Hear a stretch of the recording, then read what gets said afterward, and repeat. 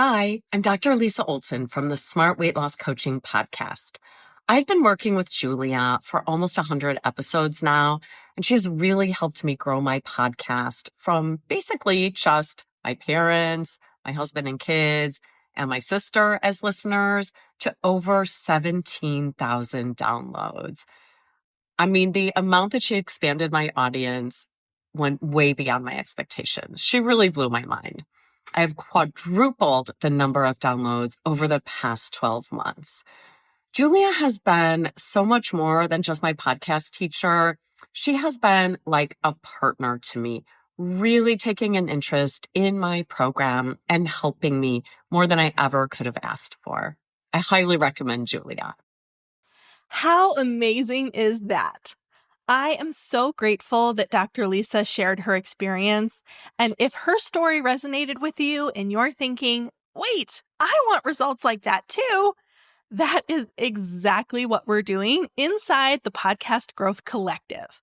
It's the place for online business owners who want to turn podcasting into a powerful growth tool without the burnout and without guessing what to fix.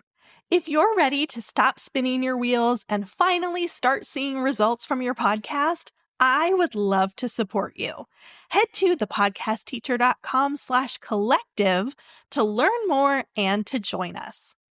And now let's jump into today's episode.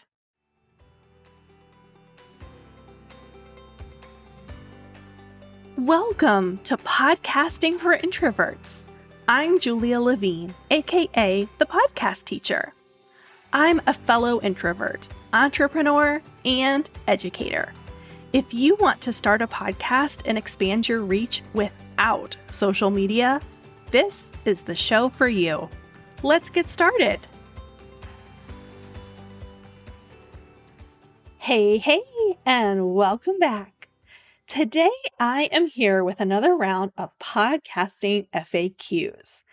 I have gotten questions over and over and over, the same questions over and over and over. And so today I'm going through 5 more frequently asked questions in case these are some questions that you may have as well. So question number 1. I don't use any Apple devices. How can I get my podcast on Apple? And so I totally understand this question if you're not an Apple device user, that Apple Podcasts may seem like this foreign land. But it's just as simple as creating an account with Apple, an Apple ID. This is a free account and it's just signing up for it, creating a email, username, password, just like you would with any other company signing up for a free account with a company. And so you simply sign up for an account, and you can do this on your Windows device or on your Android phone by using your web browser. So you can do this through any device that you have. You do not have to have an Apple device. And then once you have your account set up, then you can go through the process of following the steps to get your podcast on Apple, connecting your tech. So the account is free. You just have to simply sign up and create that initial account, and then you're good to go. Okay, second question. So also speaking of Apple Podcasts, Julia, you, the podcast teacher, always talk about making the Apple Podcast charts whenever you're talking about appearing on the podcast charts. And so the question is, do other platforms have their own charts? And so the answer to that is yes, a lot of the other platforms, I'd probably say most of the other platforms, do have their own charts. However, Apple Podcasts is the largest podcast player, and so their charts are kind of seen as the most prestigious and the ones that really matter. So you can certainly go to any other kind of smaller podcast player, and you can see that you're making the charts on their platforms. And that is something to be celebrated. Don't get me wrong.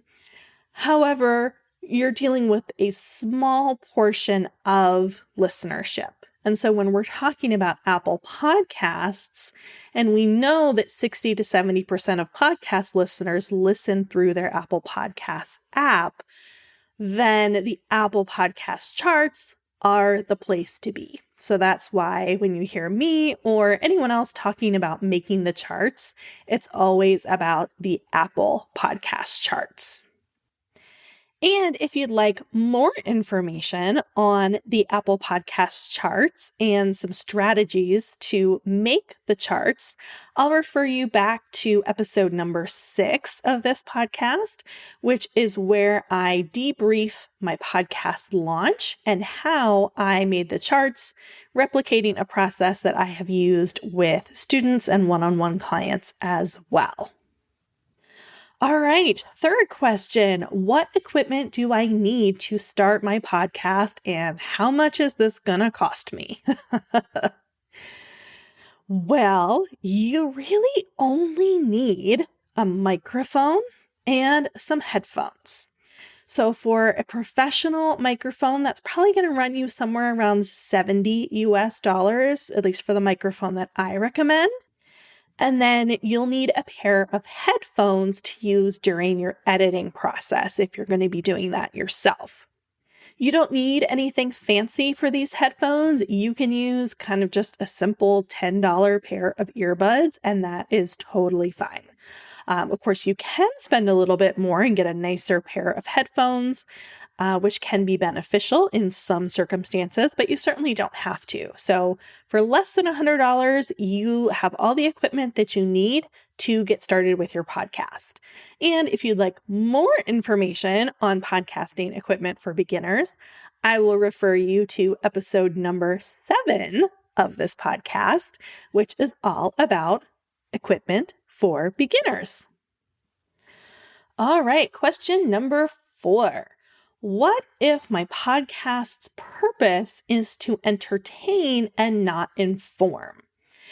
And this question came from my Podcasting 101 workshop, and we were talking about identifying your ideal listener and specifically their pain points and really drilling down into what problems are you trying to solve for them? What big desires are you trying to work towards? And I mentioned that if your podcast is for entertainment or inspiration purposes rather than more tangible, practical information purposes, that you have a little bit more wiggle room in your ideal listener. Maybe you don't have to get quite as specific as I was teaching. And so I had quite a few people participating this round whose podcasts are entertainment focused. And so I got quite a few questions about, well, my listeners don't necessarily have pain points. I'm not trying to solve a problem for them. So how do I identify my ideal listener? Is this important? All that good stuff. And my answer to them was that you still need to figure out what's in it for them when it comes to your podcast. Why is listening to your podcast worth their very valuable time? What are they going to get out of it? And so when it comes to podcasts that are inspirational or entertainment, we could stick on the very surface and say, well, of course, my inspirational podcast's purpose is to inspire someone. It's worth their time because they're going to leave feeling inspired. If it's entertainment focused, they're going to get a laugh. That's why it's worth their time. And that's a fantastic start. But then I would challenge you to ask, why your show? Why not another show that's entertaining or another show that's inspirational? Why yours? Why is your show in particular worth their time, going to give them some type of benefit? What's kind of your unique proposition? So if you're out there and you have an entertainment idea for a podcast, or maybe you're just focused on inspiration, hopefully that helps you figure out kind of who you're talking to a little bit and why they would be tuning in. And the 5th and final question for today is there an ideal length for podcast episodes? So there's a short answer and a long answer to this question. The short answer is no, there is not an ideal time length for podcast episodes. The long answer goes into, of course, each content area and each audience is unique.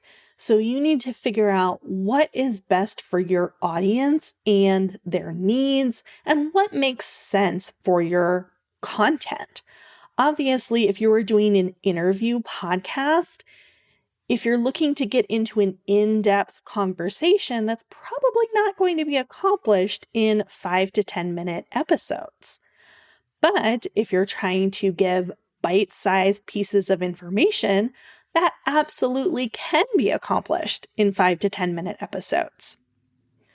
So take a look at your content, take a look at your audience, and see what might be best. You can also experiment as you are starting your podcast and as you're gathering data and kind of see which episodes land with your audience. Are people tuning in for a longer episode that may be a little out of the norm for you? If they are, great. Continue doing those. If they're not, maybe that's maybe we should scale it back a little bit. Once your podcast has been live for a little while and you've gotten some traction with listeners, you can log into the back end of specifically your Apple Podcast Connect account, and you can look at something called your consumption rate. Your consumption rate tells you how much of an episode people are listening to. And a good consumption rate is 70% or higher. You want your audience to be listening to 70% of your episode or more. Obviously, if you have a 10-minute episode, that means they only have to listen to 7 minutes. So that kind of barrier to entry is a little bit lower than if you have an hour-long podcast. Listening to 70% is a much more time-intense investment. If you go in to look at your consumption rate and you're seeing that on a regular basis, your consumption rate is lower than 70%, that could be a sign that your episodes are too long for your content, for your audience, or something that you need to kind of tighten them up a little bit. Of course, if an episode is fulfilling the need of the listener, they're going to keep listening no matter how long it is. But if you get pulled down a rabbit hole that doesn't necessarily relate to the topic at hand, then people might say, okay, I have better things to do right now. This is not helping me solve my problem. I am going to tune out. So it all comes back to your content and your audience. And once you've been up and running for a little bit, you can look at some of that data to help you decide what could be an ideal length for you and your podcast episodes. All right, so that's it for today. 5 frequently asked podcasting questions. If you have a podcasting question, please take a look at the episode description. There is a little button that says, send us a text message. You can send me a text here at the podcast and tell me what your question is, and I will answer it in an upcoming episode. Until next week, happy podcasting. Thanks for listening. If something in this episode resonated with you and you're thinking about starting your own podcast, I have a free resource that will help you. It's called the Podcast Roadmap, 10 simple steps to launch your own podcast, no fancy tech required. Just head to thepodcastteacher.com/roadmap to grab it.